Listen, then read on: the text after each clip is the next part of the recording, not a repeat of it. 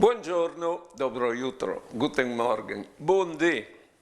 O sapete che le persone parsolite si dividono tra chi che li schiappin e chi che li dan.